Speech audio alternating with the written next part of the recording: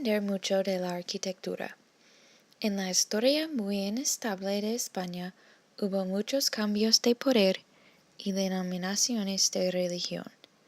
Es evidente en la construcción de los monumentos enormes de las religiones diferentes. Los edificios dominaron el paisaje y tenían una gran presencia en las ciudades muy pobladas como Córdoba, Granada y Sevilla. Esas construcciones sirvieron muchos propósitos.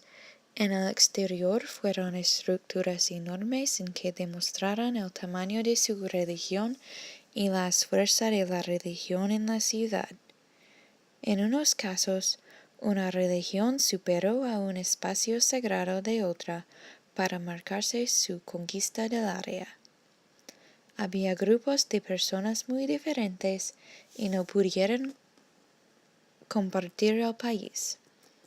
De los visigodos a los árabes y los judíos, y ellos a los cristianos, había una gran influencia en la arquitectura.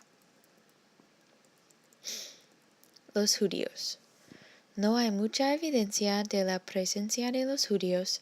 Sus edificios religiosos y sus casas y otras partes de su cultura fueron destruidas con la expulsión de su cultura y por mayor parte no fueron tan fuertes en la estructura.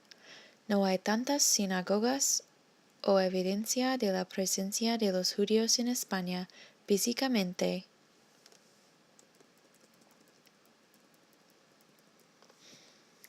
La mezquita de Córdoba. La mezquita fue construida en el siglo X, pero en los siglos siguientes había adiciones por los cristianos durante su conquista. Los árabes contribuyeron mucho a la cultura y economía de España, pero la religión no pudo sobrevivir con la religión del cristianismo.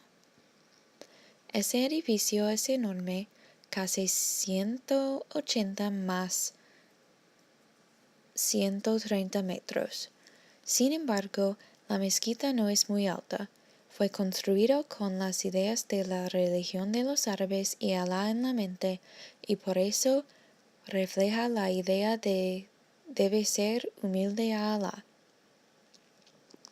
Después del periodo en que los musulmanes utilizaron la mezquita, los cristianos se apoderaron de este espacio sagrado y añadieron una catedral.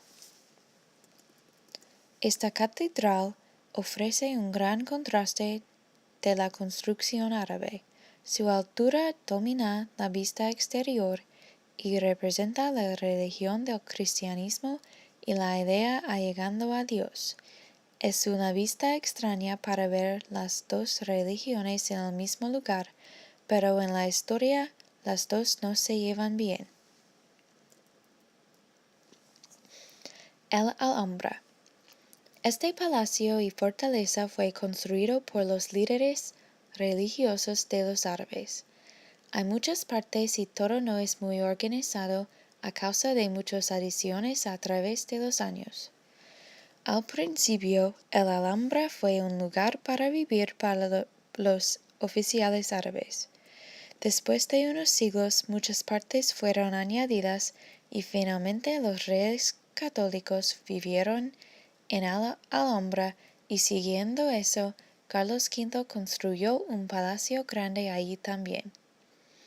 Esta es otra instancia en que un grupo religioso, principalmente los cristianos, tomó la estructura de otro y añadió una parte de su cultura para guardando sus edificios de la otra para marcarse su dominación del lugar. El Alhambra está caracterizado por muchos edificios con propósitos diferentes, cortes con escultura, patios y fuentes.